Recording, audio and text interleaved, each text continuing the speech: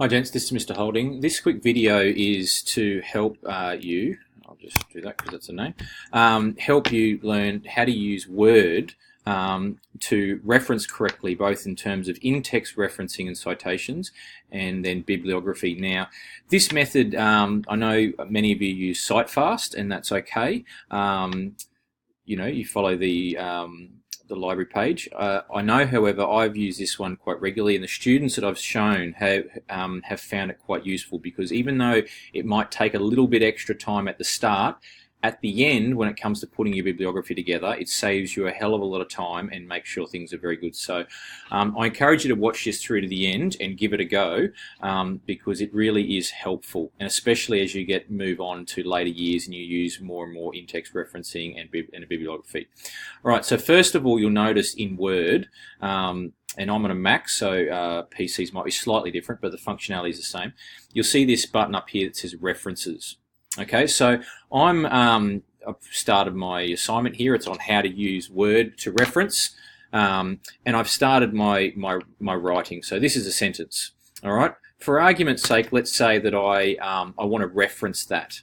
Okay, so I just click there, and I'm going to go up to here, this button here, and it says Insert Citation. A citation is another word for an in-text reference. Okay, so I'm going to go Insert Citation. Now, the most difficult thing, however you want to phrase it, is determining the type of source. Okay, so if you click here, first thing you're going to have to do is decide, is the article or the resource I'm using, is it a book? Is it a section of a book? You know, you might find something specific in chapter 4 of a particular book. Is it an article in a journal? Is it an article in a periodical? Conference proceedings report? Is it a website? Is it a document from a website? So have you downloaded a particular article that you found on a website? Electronic source, art, sound recordings, and so on. So most of them will be up here. I would suggest that you're probably going to be wanting going book session, article, possibly a website or a report. So you pick on that. So let's say, for argument's sake, we're going to do a book section. You'll notice that this here changes. Okay, now these are the fields. Now don't be intimidated by the number of fields, because you should try to fill out as many as possible, but if you don't, it still works. So let's say we're going to use an author. Let's say Peter, M-C-L-O-U-G-K.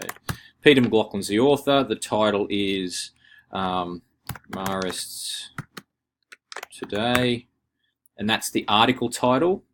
The book author was, let's say it was Peter McLaughlin himself. Sometimes the book author is different. So when we're doing this one, the section, it's the author of the section, the title of the section, the book author. Book title, let's say MCA is the book title. Now, the city of publication is Brisbane. Publisher is the Catholic. I'm making this up, of course. You would look Catholic Daily, something, 2019, and pages 72 to 94. All right, so I've filled that in. Now, obviously, it might not be a book section, it might be something else, but you need to find that information out. So once you've done that, that's the time taken. Now, you saw how quickly that was for me. You might take an extra 30 seconds to find that on your website or your book, but once you've done that, you click OK. All right, now you'll see there that it was put in there, surname, comma, date. Now, the next thing I encourage you to do is go up here, and there's this button called Citation. So we've inserted a citation. We want to have them available. Okay, so here they are here. Now, I've only done one. Let's say I'll do a second one very quickly. I went and did that, and you wouldn't have seen it, but I did the same process. This time it's a journal, but still it's got the surname and the date, and you'll notice I've got two here. Now, let's say that I keep writing, and I want to use my McLaughlin reference a second time. Now, this is where your benefits you're doing this way, because I can sit there and go, there's my sentence, double click on that one, and there it is. Okay, and I can go full stop, keep writing. Oh, I want to use my McPhee one. There it is there, full stop. All right, so that's the first benefit. All right. The second benefit, and probably the primary one, which I would encourage you to do, is when it comes to doing your bibliography at the end. Now, all academic pieces of work generally require a bibliography and in-text referencing, and they have a specific format. In our case, we're doing APA. You'll see there's different ones, so just make sure you're clicked on APA. So we want to make sure we're in the right format. We also want to do a bibliography. So let's say we finish that. I'm going to just go Control-Enter. Get me a new page, and I want to do it. Now, those of you who've done a bibliography before and started it fresh, you will notice that you'll notice up here to do that, we want to put the bibliography in. So you'll see a button up here that says bibliography. Click on that, and you choose, do you want the site's works cited or the bibliography? In most cases, it'll be a bibliography.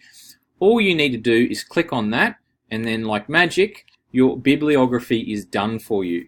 Okay, and the good thing about this, the formatting is done correctly. It's in alphabetical order. It includes italics where appropriate, full stops where appropriate, commas where appropriate, and any other formatting. Now that's quite a difficult thing to get right if you do it all manually. All right. Now imagine that you had 10 of these.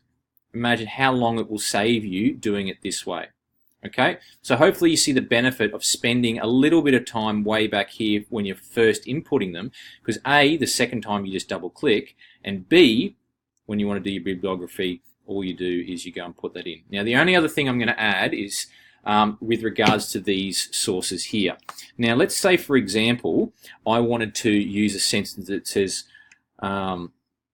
in his article about the Marists, Peter McLaughlin, and then I want to cite that,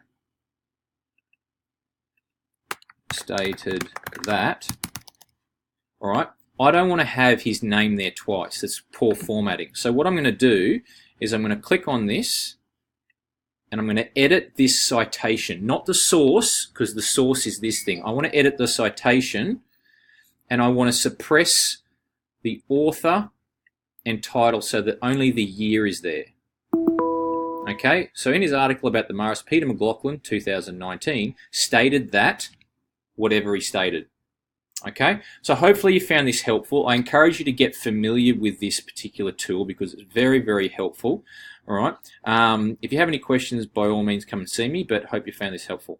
Thanks, bye.